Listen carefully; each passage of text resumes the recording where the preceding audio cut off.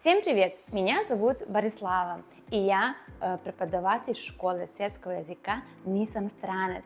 А я не только преподаватель и учредитель, я еще мать и человек, который прекрасно понимает, что для вас значит новая школа, новая среда и что-то непонятное. Давайте сейчас я вам объясню, как это у нас в Сербии работает, какая система образования в Сербии. Посмотрите. Наша лекция от школы сербского языка «Nisam Stranac». В Сербии, во-первых, существует vrtić. Vrtić – это детский сад, и это называем дошкольное образование. В садик можем ходить с года до 5-5,5 лет, тогда уже ходим в предшкольскую. После этого у нас основная школа, основная школа, это 6-7 лет с 1 класса по 8 класс. Потом у нас средняя школа, среднее образование и, конечно, университеты, то есть вузы. Дошкольное образование, vrtić, оно может быть государственное, значит, державно или приватный, это частный. Вы реально можете выбрать любой садик. Обычно у нас в Сербии государственным детским садикам очень мало мест, и нам надо вести своих детей у частный приватный vrtić. Это дорого, я прекрасно знаю и понимаю, но у нас выбора нет. Иногда государство дает какую-то определенную сумму и помогает нам, как родителям, если ребенок ходит в приватный vrtić. И если ребенок ходит, несмотря в какой-то садик, приватный или государственный, когда ему 5,5 или 6,5 лет, мы его готовим, то есть он готовится в vrtiće, в садике для школы и проходит определенную программу. Это время, когда ребенок точно должен ходить в садик, потому что он должен получить бумагу, на которой будет написано, что он прошел эту программу. Когда закончил предшкольскую, ребенок получает бумагу из садика, и с этой бумагой записывается по адресу в первую школу, которая подходит по его адресу. Но ему там назначают встречу с психологом, педагогом, и его тестируют. Не переживайте, эти тесты не страшные, не ужасные, просто педагог с ним поговорит на сербском языке, ребенок должен что-то знать о себе, сказать, сколько ему лет, или где он живет, или если у есть брат, сестра, мама, папа, нарисовать что-нибудь. И не забудьте, ребенок остается один в кабинете с педагогом, а вы садитесь перед этим кабинетом и ждете ребенка.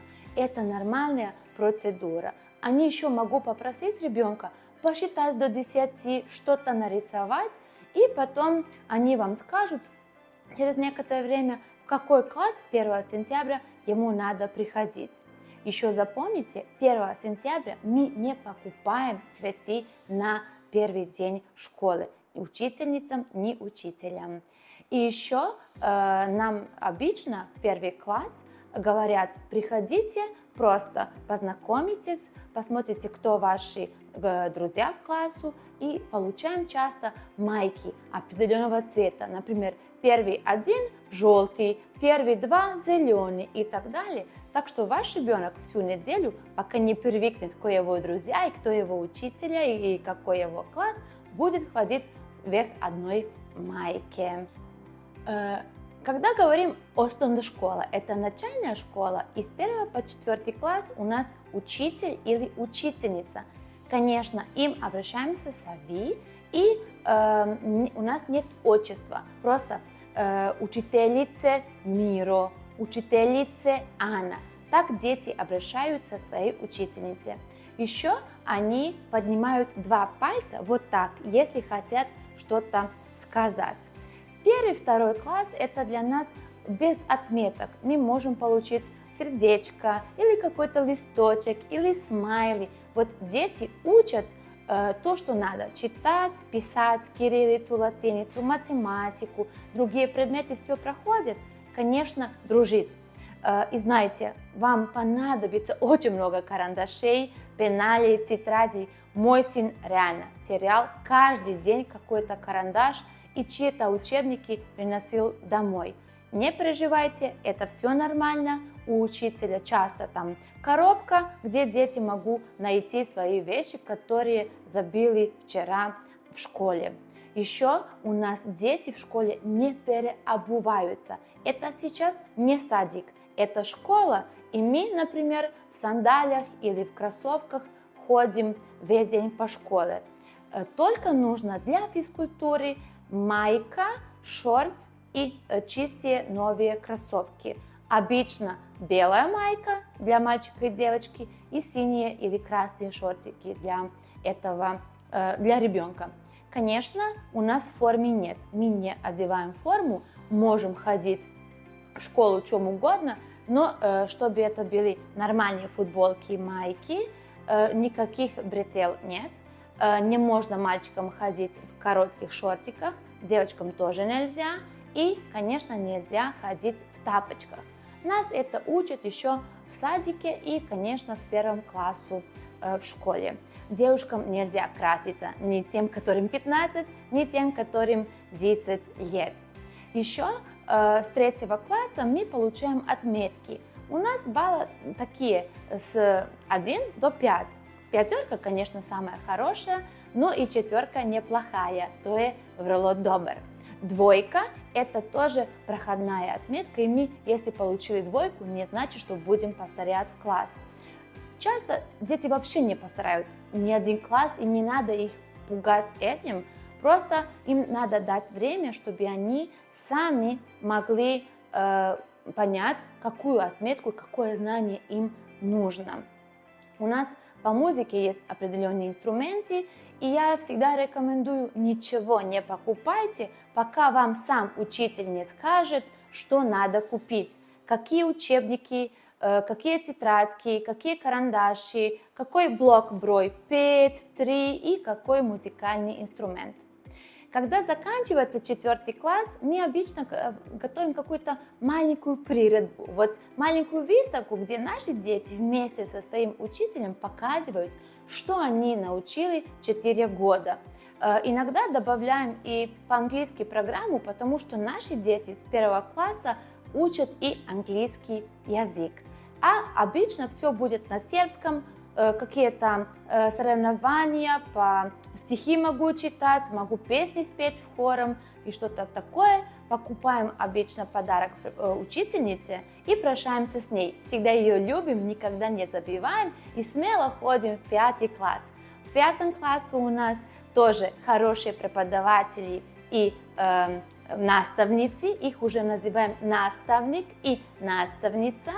Они меняются. Сейчас у нас на сербском один человек, на математике другой, на физике, биологии третий, и зависит от школы, если они к нам приходят в наш класс, или мы будем ходить в другие классы. Но вам это все скажут и расскажут ваши прекрасные классные руководители. Каждый класс имеет классного руководителя, который ведет с ними урок, который называется ЧОС. ЧОС – это время, когда дети и классный руководитель решают все свои проблемы.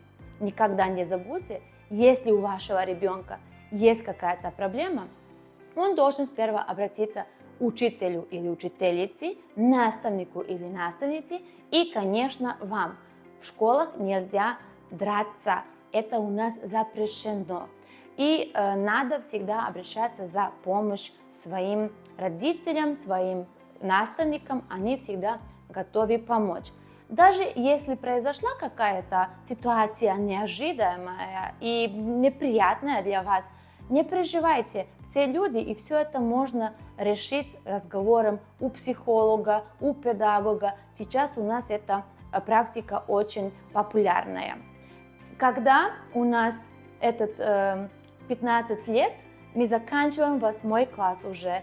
И, конечно, готовимся для маломатура. Это конец 8 класса. Даже если вы приехали вчера в Сербию и не знаете, в какую школу попадаете, запомните, что это всегда по вашему адресу проживания.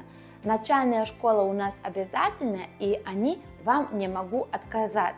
Даже если они вам отказывают, они вам должны видеть какую бумагу и сказать: извините, у нас в нашей школе нет места для вашего ребенка. Вы с этой бумагой ходите в Министерство образования, и они вам помогают выбрать следующую школу по адресу проживания, и вы так запишете своего ребенка. Это одно. Следующее, что для вас новое, надо знать, что иногда дети могут получить бесплатные учебники, если живут в определенном городе.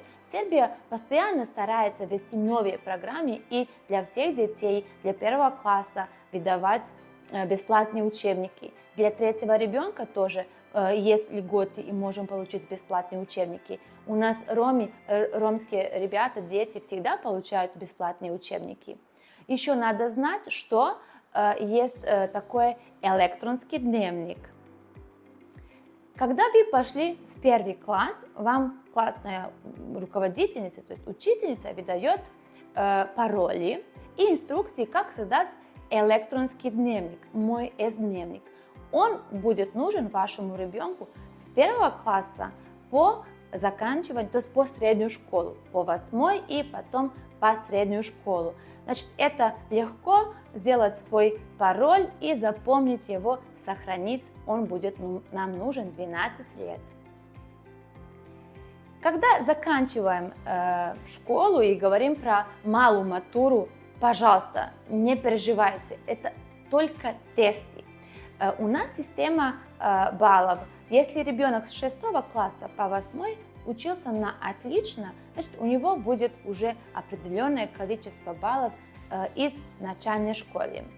Когда надо делать тесты, они готовятся и в школе, а можно еще пойти дополнительно учить сербский язык, математику и, конечно, третий предмет, который мы сами выбрали. Когда наступит время экзаменов, мы сдаем сперва 1, 2 и 3 тест, и потом все вместе сочетается в одно определенное число баллов, сколько у нас баллов. Тогда по этим баллам мы выбираем школу, в которую хотим поступить, и пишем список своих желаний, куда хотим какую-то школу.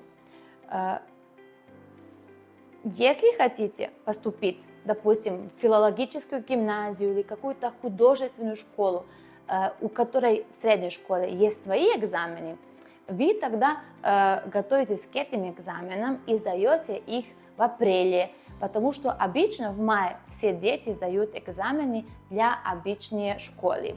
Когда сдали экзамены, например, для Карловецкой гимназии, вам надо все равно сдавать экзамены в мае, как и все другие дети, по математике, сербскому языку и третий предмет. Все эти баллы вместе считаются, и вы получаете свою ранг-листу. Средняя школа у нас длится 3 или 4 года. Я знаю, что вы удивляетесь, когда видите, что у нас официант – это образование, и вы, например, парикмахер, это и у вас тоже 3 года длится. У нас 3 года – это определенный возраст, когда человек может выбрать свою профессию, если он хочет быть, например, слесарем. Если он не знает, куда поступить, тогда, конечно, ему надо выбрать гимназию. Она длится у нас 4 года, и по окончании 3 или 4 года у нас тоже есть великая матура на этот раз, и мы готовимся для подготовки к факультету. Тоже баллы считаем, какие отметки были у нас с 1 по 4 класс в средней школе, и, конечно, экзамены на этом факультете, на который мы хотим поступить.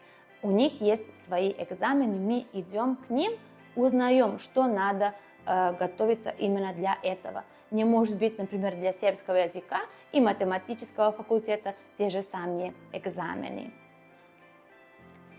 Факультет у нас длится обычно 4 года, и это бакалавриат. А если хотим быть мастерами, тогда надо еще плюс 2 года.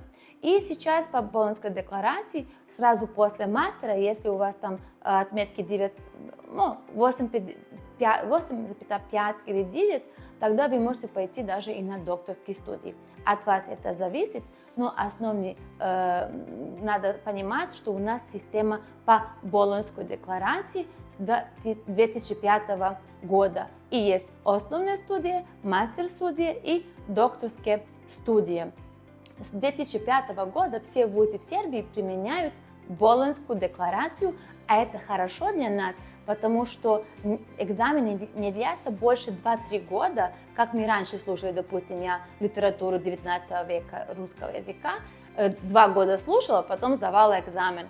Сейчас каждый семестр, каждые полгода экзамен по именно этим предметам, которые вы слушали, и можно даже через коллоквиумы подавать и заканчивать эти экзамены и сдавать сессию.